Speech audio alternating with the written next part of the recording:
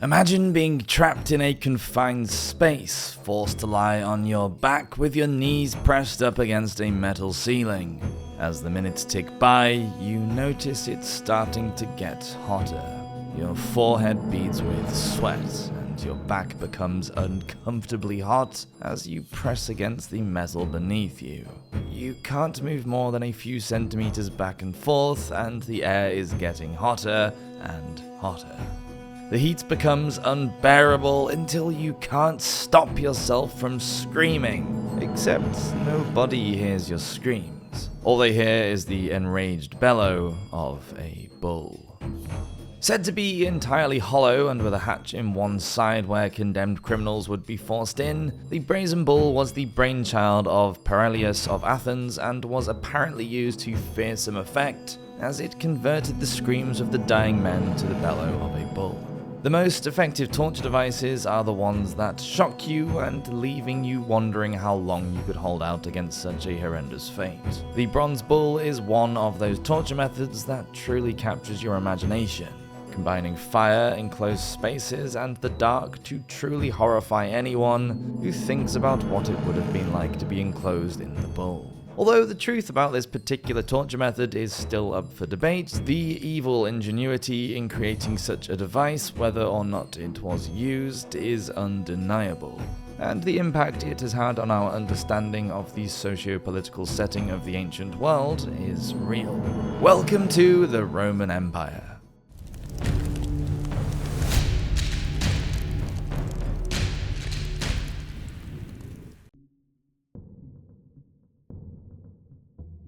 Creating the bull. The bronze bull was known by a couple of different names, including the Sicilian bull, the brazen bull, or the bull of Phalaris, not Perilaus the creator, but Phalaris the tyrant of Sicily. It was allegedly used to torture and execute criminals, and was said to be the same size and shape as a fully grown bull, meaning that it had plenty of room in its belly to hold condemned men as they slowly roasted alive. According to the ancient Greek historian Diodorus of Sicily, a man called Perilaus of Athens dreamed up the idea of the bronze bull and presented it to the tyrant of Sicily, Phalaris. Phalaris was a tyrant in much more than just name, as he was known to enjoy torturing people in cruel ways. We don't know if he asked for the bull to be created according to his specifications, or whether Perilaus simply came up with the idea and brought it to Phalaris. But the Greek poet Pindar claimed that the bronze bull was Phalaris' favourite torture device, and probably with good reason. Phalaris was also known as a cannibal who liked to eat babies, so the idea of using a metal bull to cook people alive was probably relatively tame for him. Legend has it that the head of the bull contained a series of tubes and stops that converted the screams of the dying criminal into the bellows of an infuriated bull, which was clearly far more enjoyable than listening to someone being slowly cooked alive. The person controlling the fire would have ultimate power over the person inside, as they could increase the flames and speed up their death, or keep it at a lower level and simply enjoy their screams as their skin peeled away in the roasting temperatures inside the bull. It's not an exact science when it comes to how long it would take to die in the bronze bull. Some people would say it could take hours, others claim as little as 10 minutes. It would all depend on how fierce the fire was, how large the person inside was, and a whole host of other factors. In all likelihood though, the person trapped in the bronze bull would probably have passed out within the first 10 minutes or so, as they use up the oxygen and the heat would cause them to lose consciousness. As the metal heated up, the victim inside would endure extreme heat, burns, and then start to suffocate. People would probably die from shock or organ failure as the heat grew too much for them to bear. This level of intense cruelty was nothing out of the ordinary for Phalaris, and the level of control that the torturer had showed that it wasn't just the device to kill people. It would be far quicker just to stab someone or cut their head off. No, the bronze bull was a form of entertainment. As well as having the bull designed to transform the screams of the dying into the bellowing of a bull, Phalaris is also said to have demanded that the bull be constructed in such a way that the smoke coming out of the bull would be heavily perfumed, rising in clouds of heady incense. Historians writing about the Bronze Bull said that once the door was opened, the victim's bones would be made into bracelets that the spectators could take home as trophies. The inventor of the Bronze Bull believed that he deserved a hefty reward for his gruesome invention, as his ingenuity meant that the screams of the dying would instead sound like the, quote, tenderest, most pathetic, most melodious of bellowings. Instead of being charmed, Phalaris was disgusted and decided to trick Pelarius into testing it for him. As Pelarius climbed into the belly of the bull, the hatch was slammed shut behind him and the fire quickly kindled beneath him.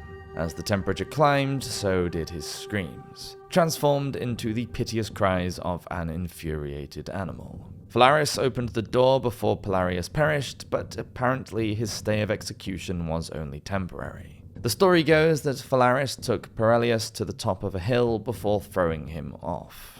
As for Phalaris himself, it's said that he was killed by the Bronze Bull when he was overthrown by Telemachus in 554 BC. The story of the bull doesn't stop here with Phalaris though. According to some histories, the Bronze Bull was captured and removed from Acragas by the Carthaginians when they sacked the city in 406 BC, and survived until the Romans conquered Carthage. The Bronze Bull in Rome. For a group of people credited with building aqueducts and beautifully straight roads, as well as defending their citizens to the hilt, the Romans were also incredibly fond of torture and inflicting pain on others. From the games in the Colosseum to ingenious ways to kill people without spilling a drop of blood, the Romans were always keen to find new torture methods. And it seems that when they came across the Bronze Bull, they may have been quick to adopt it, as they were already known to use animals as part of their torture. As part of their gladiatorial games, the Romans were well used to using lions, bears, and bulls, and so it doesn't take a wild leap of the imagination to see how the Bronze Bull would have been popular as well. It's not entirely certain if the Brazen Bull was ever used in the Roman Empire, since there's no solid archaeological evidence for its existence. Even so, the Bronze Bull was a famous enough invention that the famed orator and politician Cicero seems to have been familiar with the idea of the Brazen Bull. Cicero talks about it in a series of speeches called In Verum, where he says that the Bronze Bull proved how vicious Phalaris was as a tyrant in Sicily. The Brazen Bull could extend someone's suffering for as long as it was still entertaining, as the fire could be kept low enough to keep the person inside alive for an incredibly long time without fully killing them. Bloodthirsty audiences could enjoy the incense along with the sound of the bull, all the while knowing that someone who threatened the status quo was being punished for stepping out of line.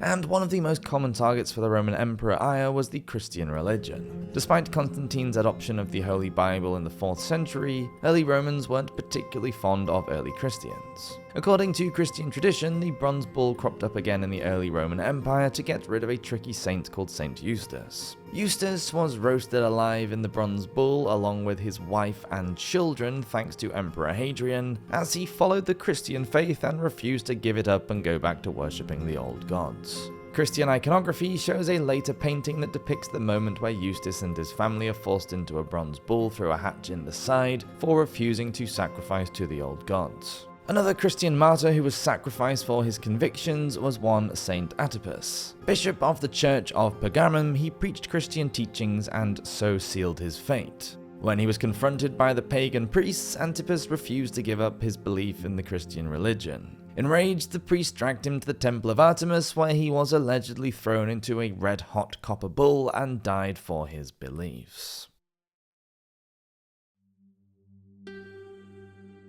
Later representations of the bull. The story of the Bronze Bull clearly captured many imaginations over the centuries, with depictions of the tale of Perilaus and Phalaris cropping up in various artists' work, including a graphic engraving by Hans Berkemeier, where he shows various torture methods, including someone getting turned on the rack. To the left of his engraving, you can see a man's head sticking out from the back of the Bronze Bull, with the flames of the fire underneath it licking all around the bull, as well as thick plumes of smoke rising from it. And it's not just paintings and other imagery. The Bronze Bull has been referenced throughout time, from the medieval period, where some people think the Iron Maiden was modelled on it, to more modern novels. A psychological horror novel by Thomas Harris called Hannibal Rising includes a section where Hannibal uses a miniature version of the Bronze Bull to punish a war criminal. The 2011 film Immortals retells the story of Theseus and includes a scene where the Oracle's sisters are slowly being cooked alive in the bronze bull. Outro. We can't say for certain if the bronze bull ever existed, as there is no solid archaeological evidence of the bull, or if it was simply a fable that was told to strike fear into people's hearts. It's possible that the so-called Sicilian bull was only a tale that people would just tell each other to show just how cruel the Greeks were, but even so, it shows the depravity that we as a human race can dream up.